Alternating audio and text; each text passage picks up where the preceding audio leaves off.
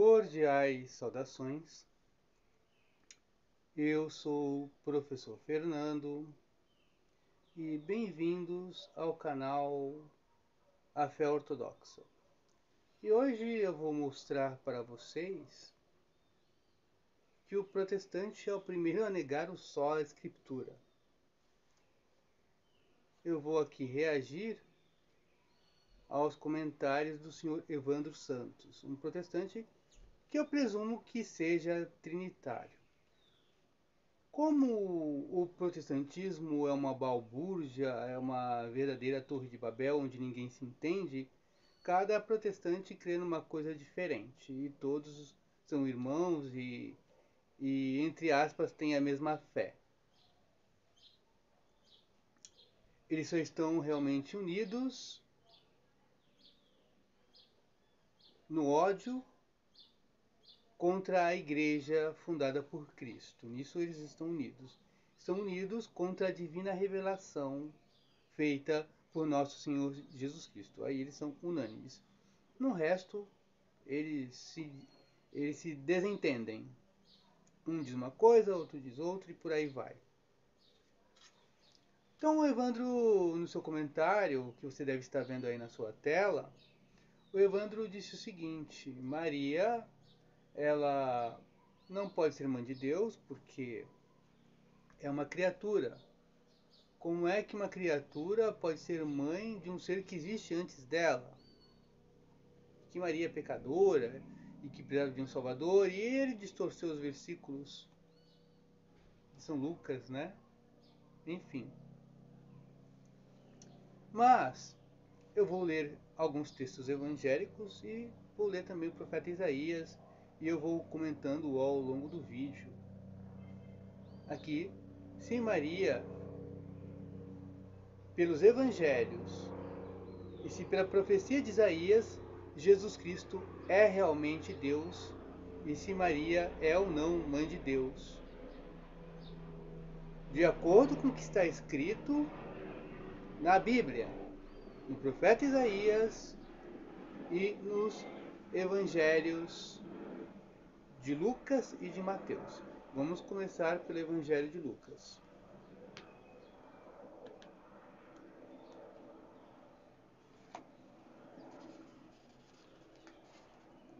Capítulo 1, 26. Capítulo 1, 26, versículo 26, até o versículo 37. No sexto mês, o anjo Gabriel foi enviado por Deus a uma cidade da Galileia, chamada Nazaré, a uma virgem desposada com um varão chamado José, da casa de Davi. E o nome da virgem era Maria. Entrando onde ela estava, disse-lhe: Alegra-te, cheia de graça, o Senhor está contigo. Ela ficou intrigada com essa palavra e pôs-se a pensar qual seria o significado da saudação. O anjo, porém, acrescentou: Não temas, Maria, encontraste graça junto de Deus. Eis que conceberás no teu seio e darás à luz um filho, e o chamarás com o nome de Jesus. Ele será grande, será chamado Filho do Altíssimo, e o Senhor Deus lhe dará o trono de Davi, seu pai. Ele reinará na casa de Jacó para sempre, e o seu reinado não terá fim. Maria, porém, disse ao anjo: Como é que vai ser isso? Se eu não conheço homem algum? O anjo lhe respondeu: O Espírito Santo virá sobre ti, e o poder do Altíssimo vai te cobrir com a sua sombra. Por isso o santo que nascer será chamado Filho de Deus. Também Isabel, tua parenta, concebeu um filho na velhice. E este é o sexto mês para aquela que se chamava de estéril. Para Deus, com efeito, nada é impossível. Agora, nós vamos continuar aqui, ainda no Evangelho de Lucas.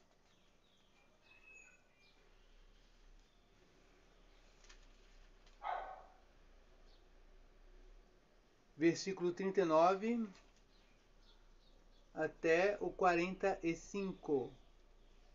Naqueles dias, Maria pôs-se a caminho para a região montanhosa, dirigindo-se apressadamente a uma cidade de Judá. Entrou na casa de Zacarias e saudou Isabel. Ora, quando Isabel ouviu a saudação de Maria, a criança lhe estremeceu no ventre, e Isabel ficou repleta do Espírito Santo. Então vejam só, quando Isabel ouviu a saudação de Maria, a criança, João Batista, estremeceu em seu seio, e ela ficou repleta do Espírito Santo. Graças à voz de Maria, ou seja, Deus se valeu de causas segundas. Ele poderia ter feito isso diretamente, mas através da Virgem Maria, ele deixou Isabel repleta do Espírito Santo e santificou João Batista. Está aí, implícito no texto, claro, patente. Só cego não enxerga.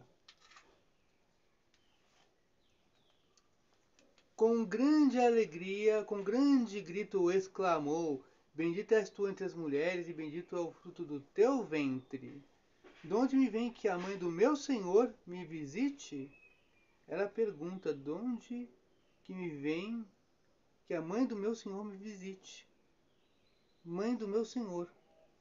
Isabel chama Maria mãe de meu Senhor. Quem é esse Senhor? Isabel tinha outro Senhor, fora o próprio Deus? Quem é esse Senhor? Isabel tinha dois senhores? Mas Jesus disse que ninguém pode servir a dois senhores. Ainda mais no judaísmo do século I.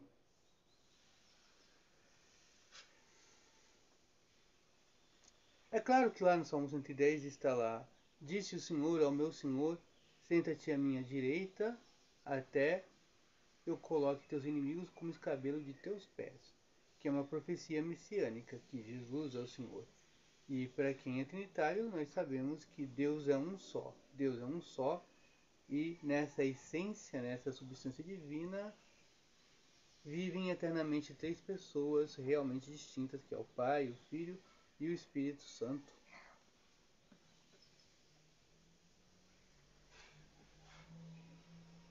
Pois quando a tua saudação chegou aos meus ouvidos, a criança estremeceu de alegria em meu ventre.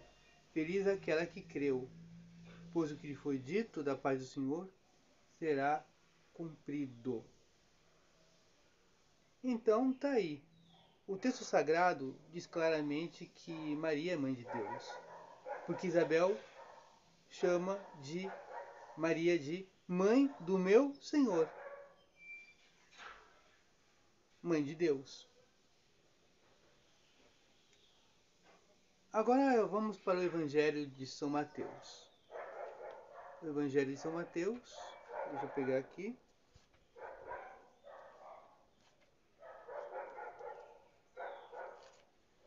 Vamos lá.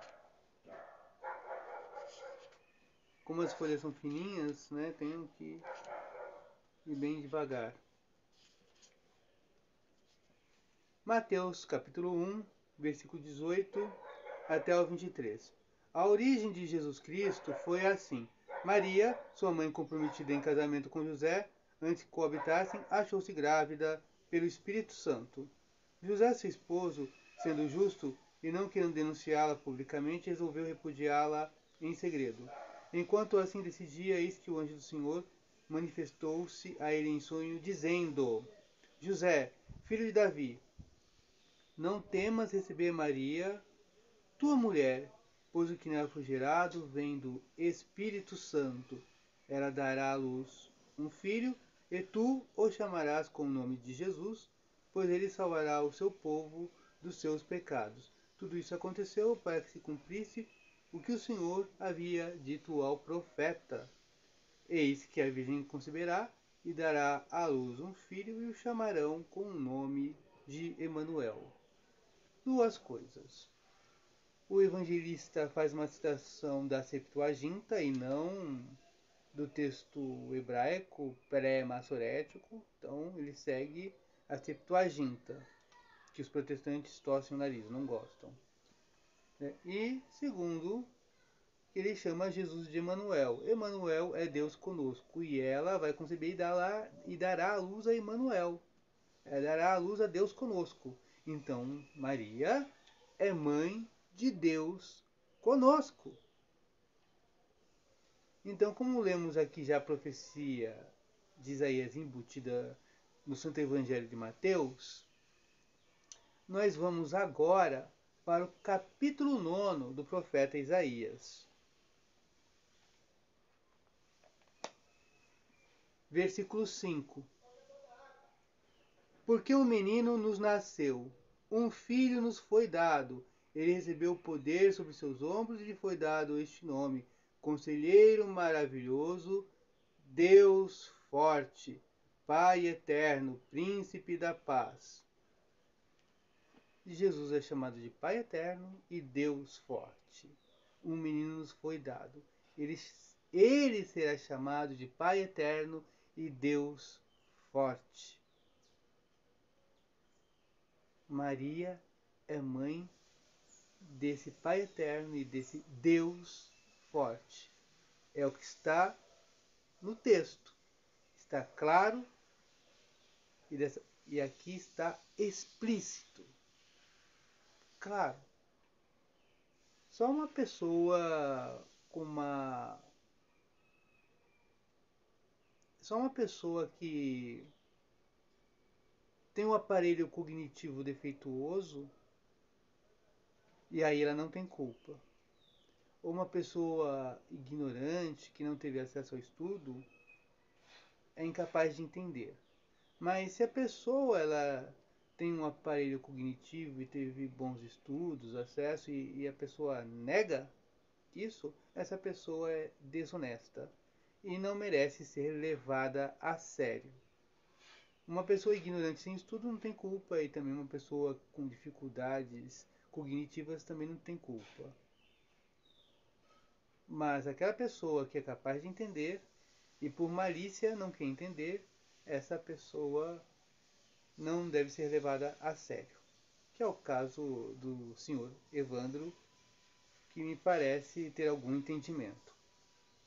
Muito bem.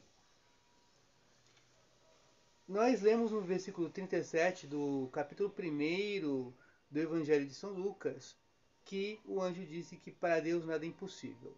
Para o Evandro é impossível, porque ele diz assim: como é que pode uma criatura ser mãe de um ser que existe antes dela?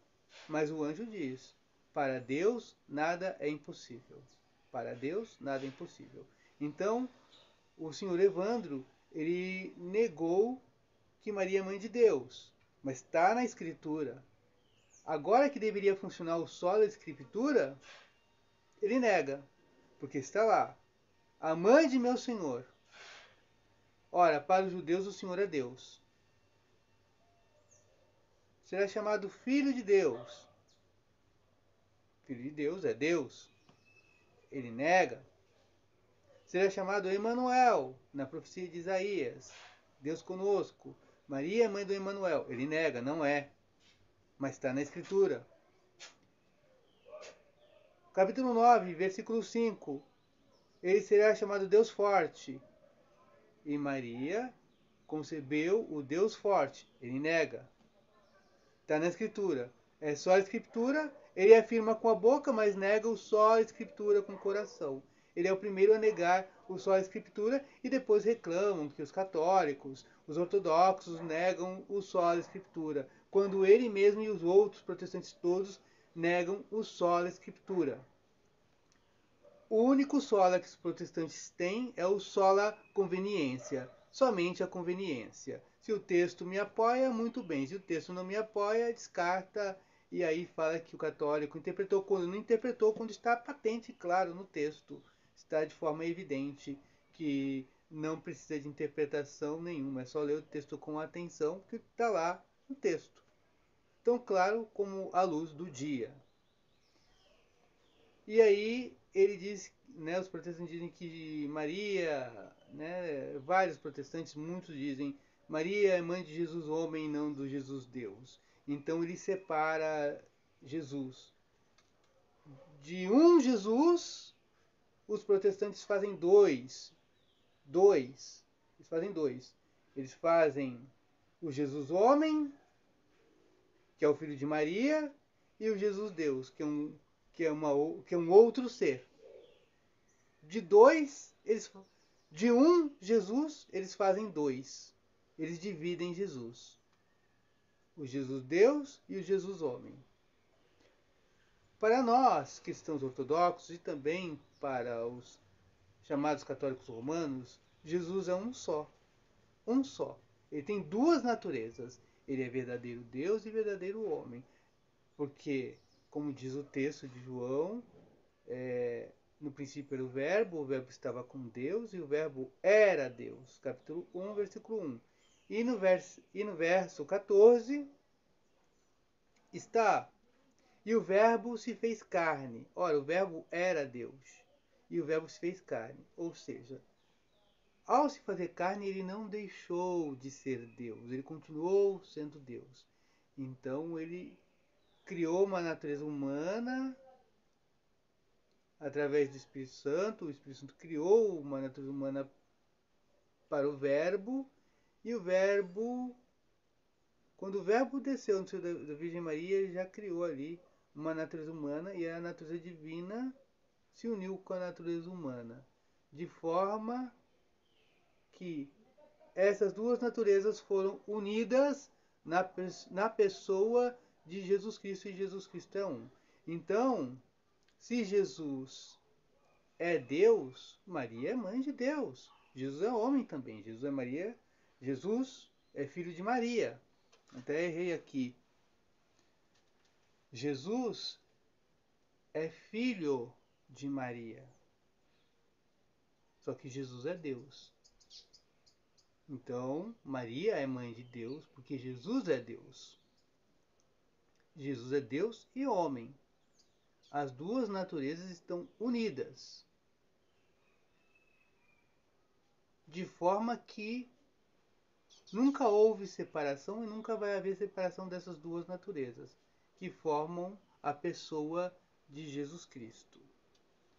Então, se Maria é mãe do homem Jesus, e a divindade está unida de forma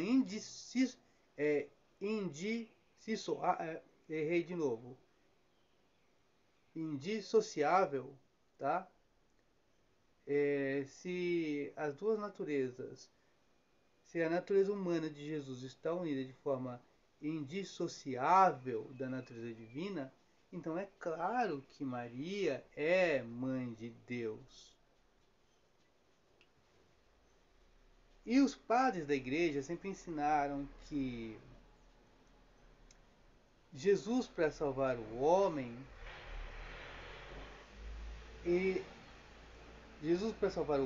ou melhor, Deus para salvar o homem, Deus teve que se fazer homem. Deus teve que se fazer homem para salvar a humanidade. E para salvar a humanidade, ele teve que assumir toda a humanidade. Então, esse homem